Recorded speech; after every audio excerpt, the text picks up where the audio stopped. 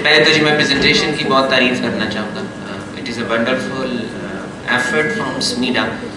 और जो हमारे प्रॉब्लम्स थे बिज़नेस कम्युनिटी के वो एक जगह पे उन्होंने इकट्ठे कर दिए हैं और हमें वहाँ से अब now this is the responsibility of the business community and all the other departments के वो यहाँ से फ़ायदा ज़रूर लें क्योंकि अब तमाम प्रॉब्लम्स एक जगह पे आ.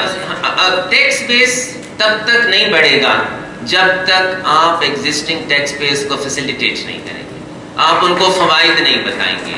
होल्डिंग टैक्स के रेट्स की बात हो रही थी. We are not against documentation, we are not against the withholdings, but we are against the rate of with holding.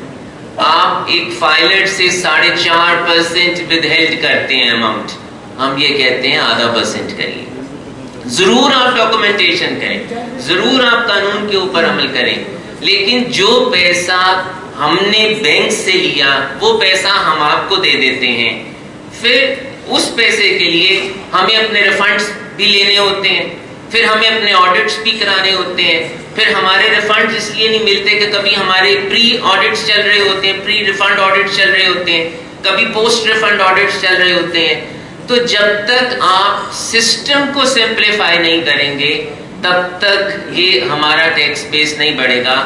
और सर इनकम टैक्स के साथ अगर हम एसएमई को प्रमोट करना चाहते हैं तो sales tax is also very important.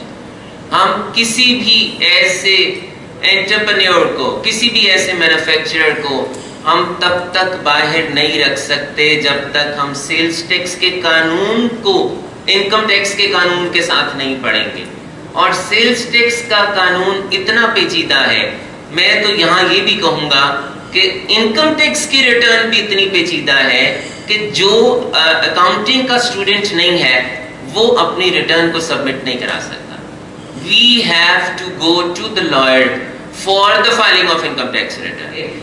कि हमारी इनकम टैक्स की विद होल्डिंग्स हैं, हमारे इनकम टैक्स के ही बहुत से ऐसे हैं कि आपने मिनिमम टैक्स में आना है, आपने फाइनल टैक्स में आना है, आपके विद होल्डिंग टैक्सेस कितने हैं.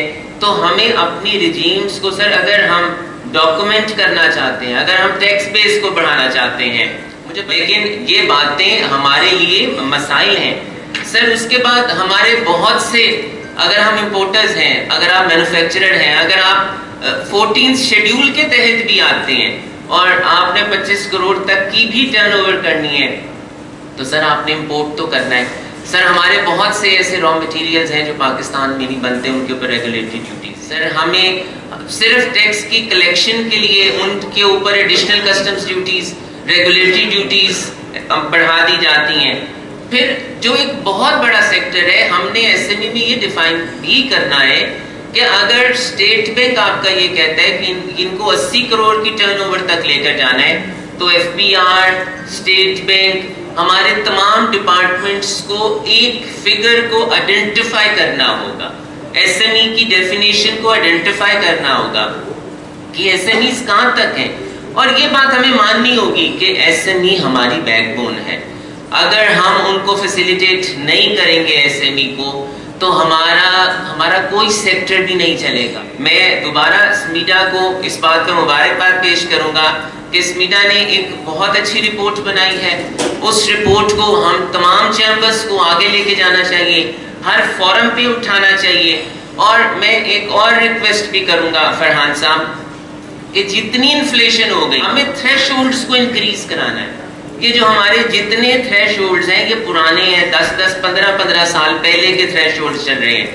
जो आपके इस वक्त जितनी इन्फ्लेशन हो गई है उन थ्रेशोल्ड्स को आगे लेकर आए. और इन द एंड मैं दोबारा आपसे ये रिक्वेस्ट करूंगा सर कि हमें ये बताना होगा, अगर हम टैक्स बेस को एनहांस करना चाहते हैं, अगर हम एसएमई को डॉक्यूमेंट करना चाहते हैं, अगर हम अपने रेवेन्यूज को बढ़ाना चाहते हैं कि हम फायदा क्या दे रहे हैं. और सर एक और बहुत इंपॉर्टेंट बात कि टैक्स डिपार्टमेंट्स बहुत ज़्यादा इंटीग्रेटेड हैं, बहुत ज़्यादा एडवांस हैं, लेकिन लोगों ने पिछले सिस्टम्स की वजह से अपने कैपिटल्स, अपने एसेट्स को डॉक्यूमेंट नहीं किया.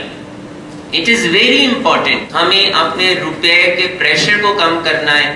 It is the need of the hour کہ آپ کوئی declaration of undeclared foreign reserves لے کر آئیں, آپ ڈیکلیریشن آف undeclared capitals لے کر آئیں, کیونکہ آپ کو کٹی میں پیسے چاہیے. We are not for the amnesties, لیکن this is the need of the hour کہ we need amnesty for the reserves. With these words میں دوبارہ آپ کو مبارکباد پیش کرتا ہوں.